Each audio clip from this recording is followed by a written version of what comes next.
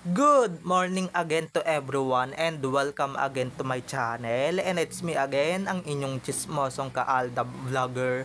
Gusto ko muna ulit magpasalamat sa inyong lahat sa mga walang sawa na tumatangkilik, nanonood, sumusuport at sumusubaybay ng mga content ko here on my YouTube channel. So wag ninyong babaktawan o lalaktawan tong ating content ngayong araw. I'm sure na hindi ninyo pagsisisihan na pinanood nyo ito mula umpisa hanggang hulihan. And syempre, wag kayong mag-i-skip ng segment, okay? Buuin nyo to mula umpisa hanggang hulihan. And syempre, wag kayong mag-i-skip ng segment, okay? Buuin nyo to. And eto na, dumako na tayo sa ating main topic for today's video. Eto na nga guys, nakikita nyo ba ako? Medyo madilim eh. So, eto na. Aba guys, mukhang hindi convince ang mga tao or yung mga taong bayan dito sa mga pinagsasabi ng kapatid ni Arjo Atayde. Dito nga sa kaugnay na pinaghirapan daw ni Arjo Atayde ang mga perang kinikita niya, and syempre mga perang gastos niya sa pamamasyal niya abroad. So, ito na guys, watch this. Mamaya ipapaliwanag ko sa inyo ng buong buo. So, ito na guys, watch this. At kung nakita na ngayong recap, so once again si TT o sa mga admins. So, dumako na tayo sa ating main topic for today's video. Gaya nga ng sinabi ko kanina, mukhang hindi convince yung mga tao guys dito sa sinasabi ni Rhea at ni Jella Atayde na na 'di ba kaugnay dito sa mga pagnanakaw ni Arjo Atayde. Dahil guys, ito nga lang naman yung sinabi ni Rhea Atayde tuloy, ni Jella Atayde kaugnay diyan.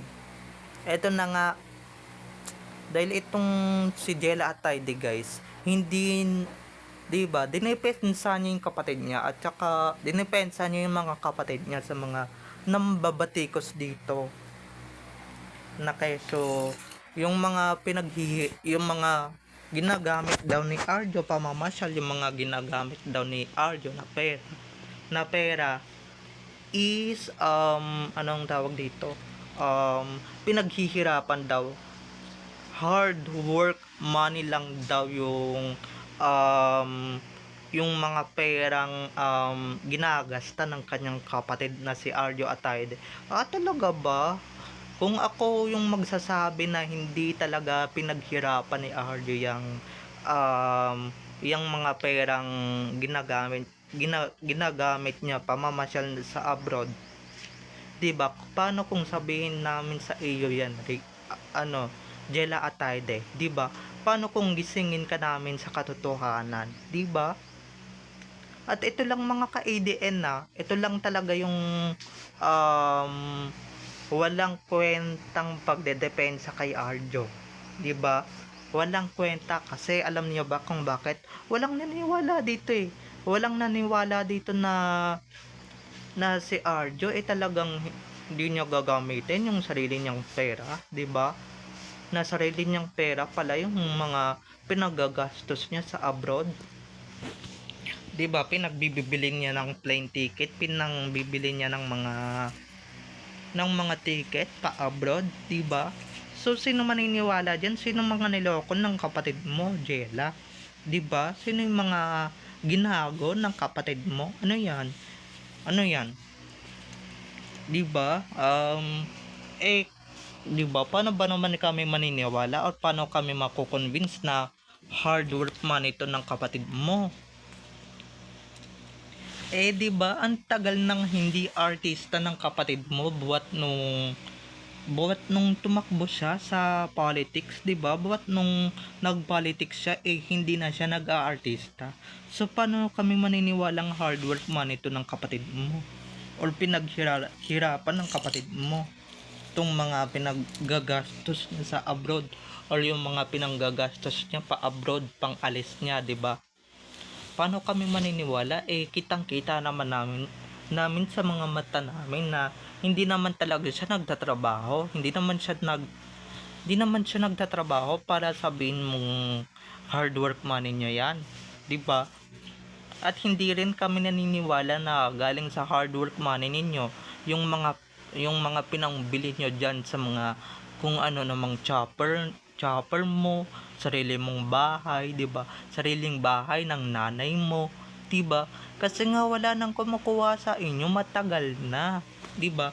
Ang tagal-tagal nyo nang hindi kinukuha ng ABS-CBN, tagal nyo nang tagal mo na rin wala sa ASAP, ang tagal na rin talaga ng kapatid mong walang project.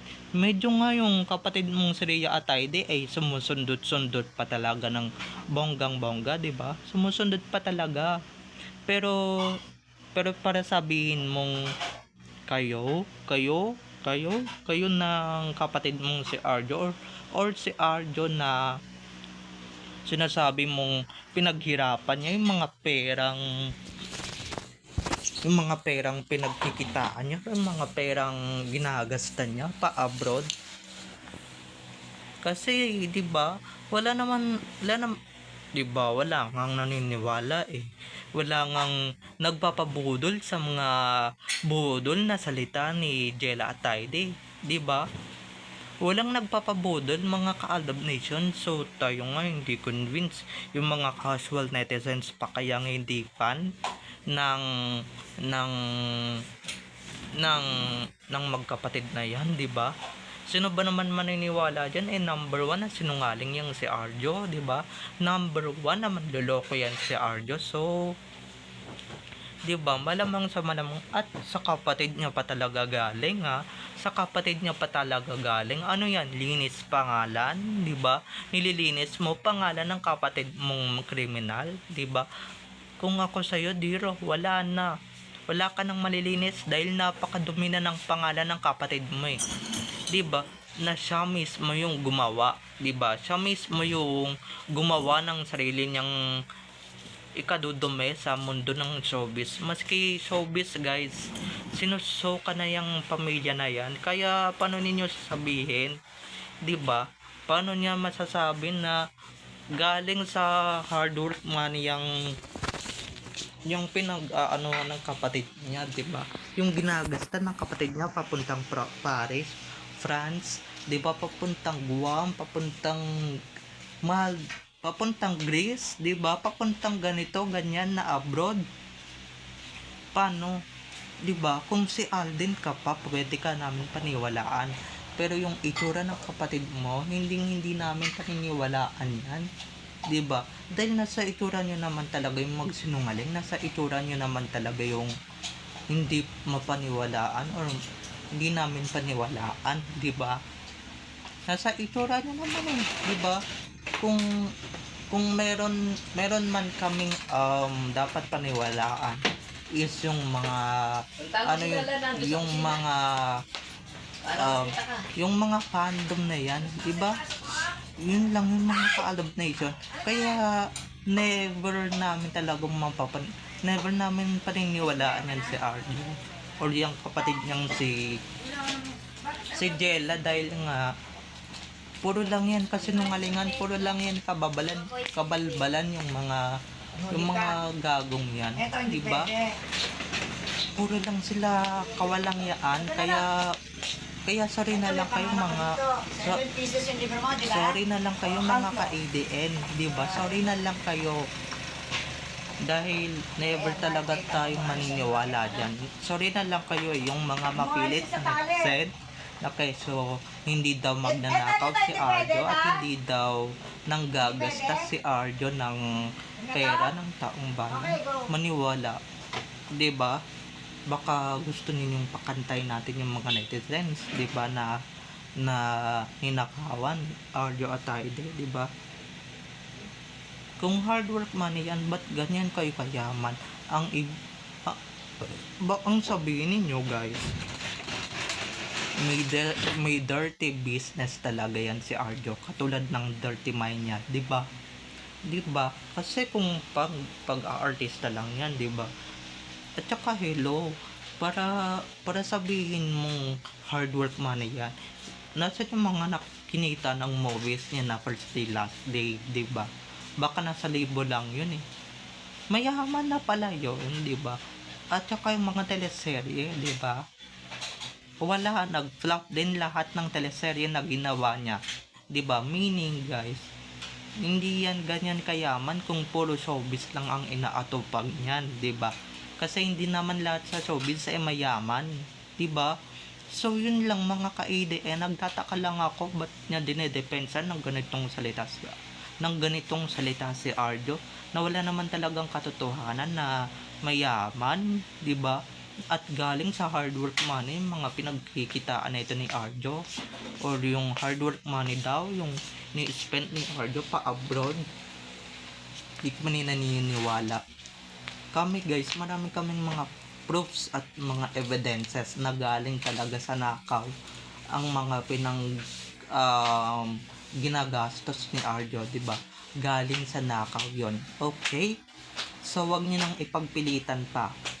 So, bye-bye na mga ka-ADN. I love you all. Have a nice day. Keep safe. And God bless everyone. Bye-bye. I love you all. Enjoy watching.